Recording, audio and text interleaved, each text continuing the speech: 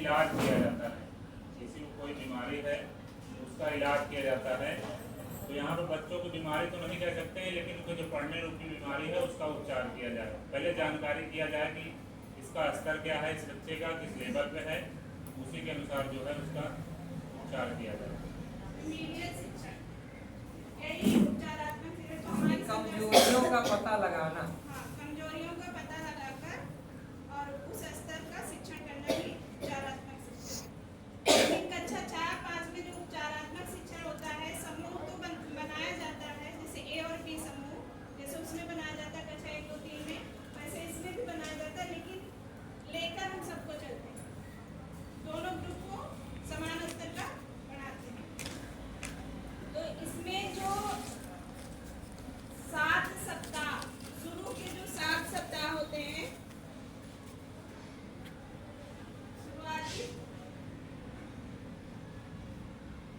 शुरुआत की 7 सप्ताह,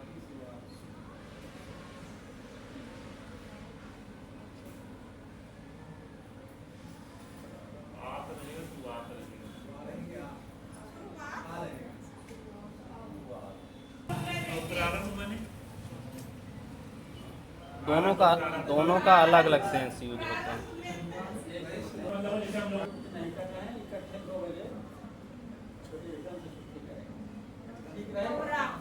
सब बढ़िया सर, आपके 2 बजे तक ठीक है।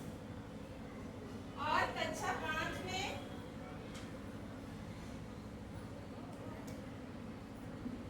ये हो जाएगा कक्षा 1, कक्षा 4।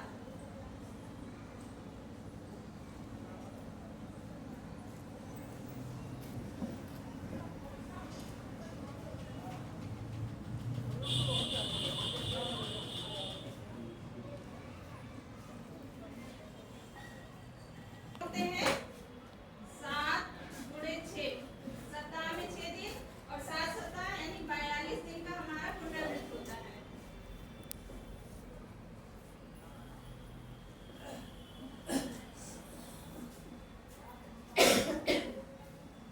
इसमें कक्षा 4 में कक्षा 1 से 3, कक्षा 3 की निपुण दक्षताओं का दोहराव, और कक्षा 5 में कक्षा 1 से कक्षा 4 की निपुण दक्षताओं का दोहराव। ये हमारा पुनरावृत्त 42 दिन का पुनरावृत्त होता है।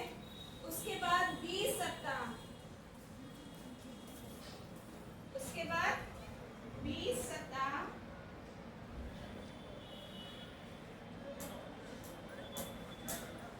शिक्षण योजनाओं पर पाठ आधारित, जो हमारी पाठ्य पुस्तक है उस पर आधारित कार्य योजनाओं पर कार्य होता है। और निपुण सूची में अंकित लर्निंग आउटकम विषय वस्तु एवं दक्षताओं के सापेक्ष है। जो निपुण सूची में अंकित है उन्हीं लर्निंग आउटकम और विषय वस्तु को ध्यान में रखते हुए कार्य योजना बनाई जाती है, और उसी कार्य योजना पे कार्य होता है, और वो पाठ आधारित होता है कक्षा 4 और 5 दोनों में।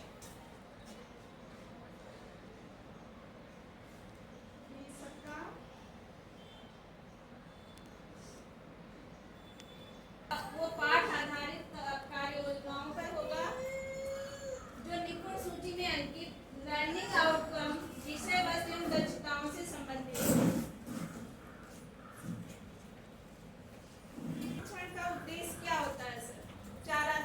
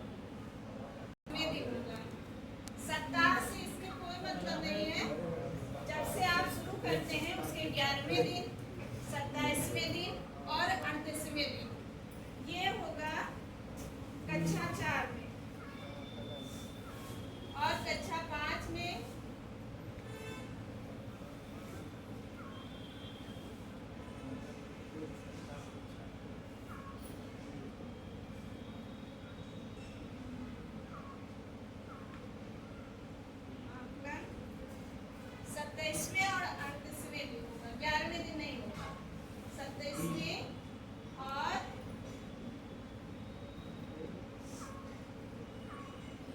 38वें दिन।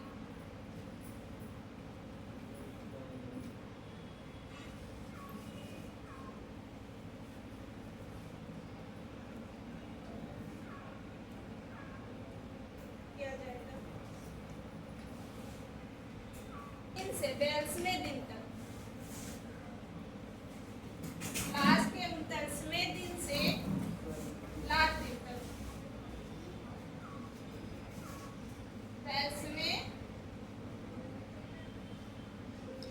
दिन तक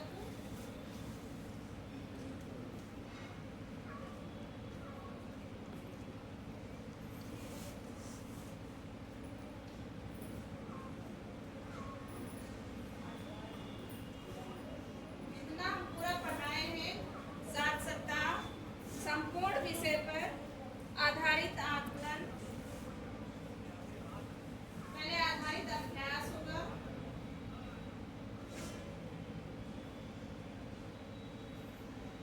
क्यों आकलन, फिर आकलन होगा।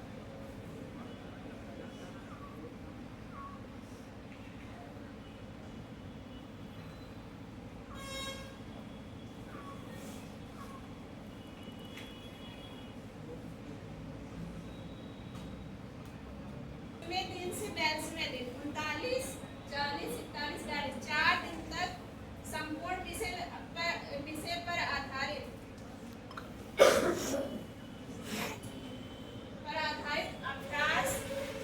अभ्यास कराया जाएगा। उसके बाद आकलन होगा। इस तरह ये उपचारात्मक शिक्षण का जो 7 सप्ताह का कार्य है 42 दिन तक, 42 दिन का, वो भाषा में हर प्रत्येक सप्ताह के 7वें दिन आकलन, और गणित में कक्षा 4 में 11वें, 27वें, 38वें दिन आकलन होगा, और बाकी दिन शिक्षण कार्य होगा, और कक्षा 5 में 27वें दिन और 38वें दिन आकलन, और बाकी के दिनों में शिक्षण कार्य। और लास्ट के 4 दिन, ये गणित की बात है, लास्ट के 4 दिन 29वें से 42वें दिन तक संपूर्ण विषय पर आधारित अभ्यास, और उसके बाद आकलन होगा। उसके बाद जब 20 सप्ताह, जब ये 7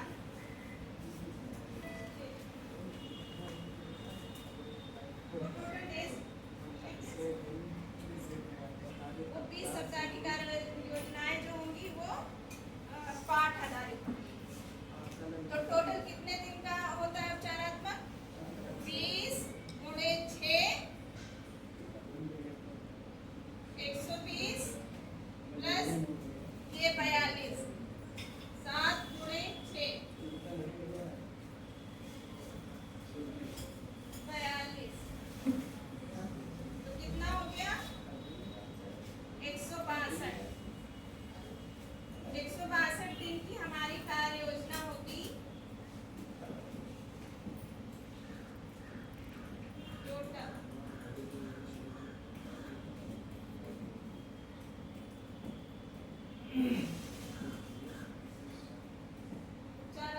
जिसमें 7 सप्ताह यानी 42 दिन वो होगा पुनरावृत्त, और 20 सप्ताह यानी कि 120 दिन ये हमारी पाठ आधारित कार्य योजनाएं होंगी।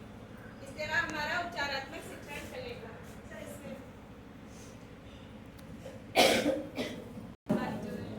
साप्ताहिक आकलन जो होगा, आकलन पर दिए गए आवश्यकता अनुसार तैयार बदलाव करने की स्वतंत्रता है। अगर आप साप्ताहिक आकलन कर रहे हैं तो अगर उसमें आपको कोई बदलाव जैसे करने की आवश्यकता है बच्चों के स्तर से, तो आप बदलाव कर सकते हैं।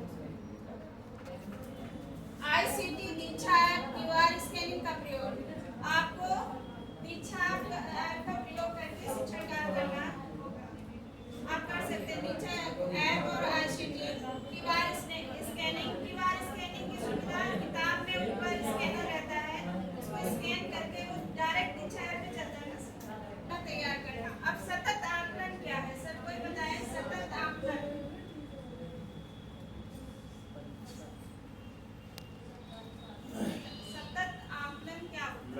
बाद जो होता है जब हम पढ़ाते रहते हैं तो बच्चे को भी मालूम होता रहता है कि हाँ बच्चा कहाँ पे है। सतत आकलन का मतलब है निरंतर जो आकलन होता है। एक साप्ताहिक होता है, एक डे वाइज भी हम बच्चों को निगरानी करते रहते हैं या उसकी काफी चेक करते हैं। ये सब क्या हो गया, बच्चों को ऑब्जर्व करना ही सतत आकलन, कि बच्चा पढ़ रहा है कि नहीं पढ़ रहा है। तो सतत आकलन के परिणाम के आधार पर शिक्षण योजना तैयार करना। जैसे हम सतत आकलन कर रहे हैं, एक बच्चे को हम देख रहे हैं तो जो हमें कमियां नजर आ रही हैं उसके हिसाब से हम शिक्षण योजनाएं बना सकते हैं। लक्ष्य परक, नियमित परंतु सरल योजना बनाना। हमारी जो शिक्षण योजना सरल होनी चाहिए, लक्ष्य परक भी हो। लक्ष्य परक का मतलब जो हम करना चाह रहे हैं बच्चों के साथ, जो हमारा उद्देश्य है वो उद्देश्य भी निकले और साथ में सरल भी होना चाहिए।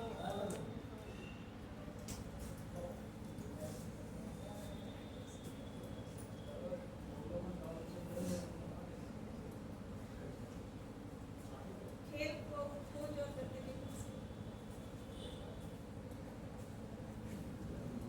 इसमें क्या है, पाठ्य पुस्तक, कक्षा 4 की पाठ्य पुस्तक, हिंदी की पाठ्य पुस्तक का क्या नाम है, फुलवारी। और उसके बाद है कार्य पुस्तिका।